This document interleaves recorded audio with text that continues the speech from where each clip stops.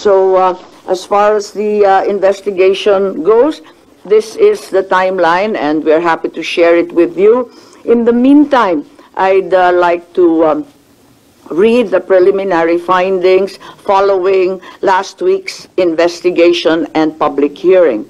Number one, the Philippines had no legal obligation to arrest former President Rodrigo Roa Duterte and turn him over to the International Criminal Court. What was received was only a diffusion notice, not verified or approved by the Interpol Secretariat. No verification by the Interpol whether the request complied with Article 3 of their Constitution, forbidding Interpol from undertaking any intervention or activities of a political, military, religious, or racial character. Under the terms of the diffusion notice, there was no obligation on the part of the Philippines to turn over former President Rodrigo Roa Duterte to the ICC, absent any request for extradition or request for surrender. Under Article 92 of the Rome Statute, a provisional arrest is followed by a request for surrender. There is also no indication that the ICC even requested for the surrender of former President after his provisional arrest. There is likewise no indication that the ICC requested extradition after the arrest. Finally, the argument of Secretary of Justice Remulla is deeply flawed, inasmuch as international humanitarian law, customary law, cannot apply. He is accused of crimes against humanity, not war crimes. IHL refers to war crimes. Procedural administrative matters such as court processes do not become part of customary international law. IHL is international customary law, but the jurisdiction of ICC cannot be considered customary under IHL. The second finding, the Philippine government decided to assist the ICC to arrest the former president. The administration already started preparations prior to March 11. The PNP mobilized units on March 10. The National Security Advisor, Anyo, was already tracking the former president's camp before the arrest. Even before the ICC prosecutor applied for a warrant of arrest, there was already statements by key executive officials that the administration will cooperate if the ICC courses the request through Interpol to arrest the former president.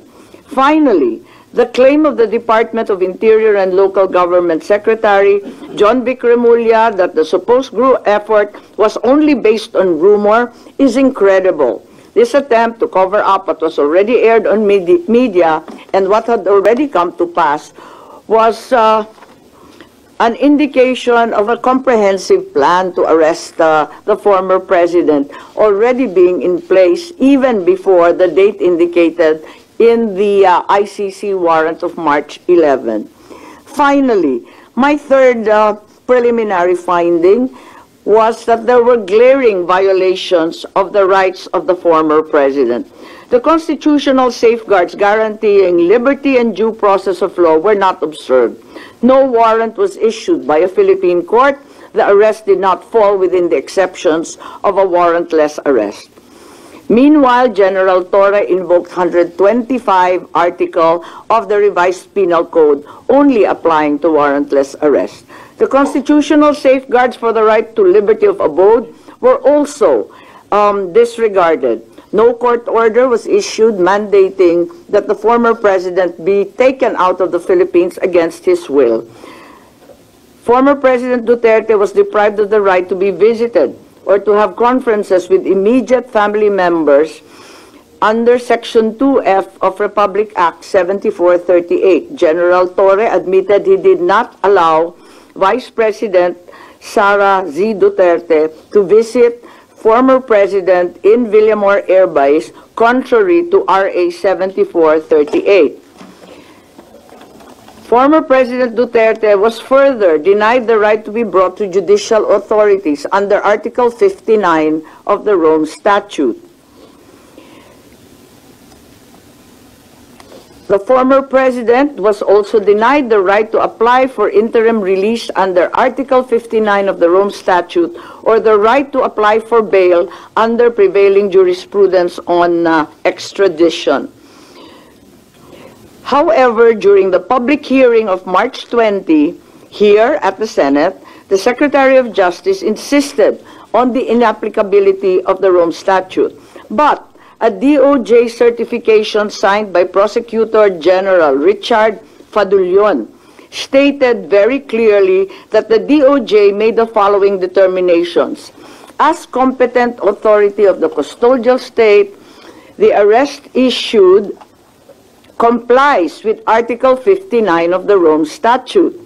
To recall, DOJ spokesperson Clavano released a statement last March 13 saying, ang naging role namin ay competent judicial authority. Kami na ang nag-attest na lahat ng proper processes ay ginawa.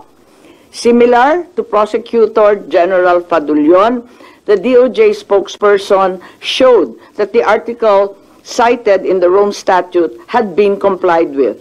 Therefore, it's apparent that the DOJ first tried to convince the public that the requirements under Article 59 of the Rome Statute were complied with, and then later on, when such stance became untenable, decided to ditch Article 59 and the Rome Statute altogether and pursued another theory, extrajudicial rendition, and invoked RA 9851, particularly Article 17. Yun lang po. So, those are the three findings right now. As we speak, we are not certain if we will continue at magkakaroon pa ng ikalawang pagdinig pagkat yun nga, kinakailangan na meron tayong matitindi, magagaling at malaman ng mga testigo.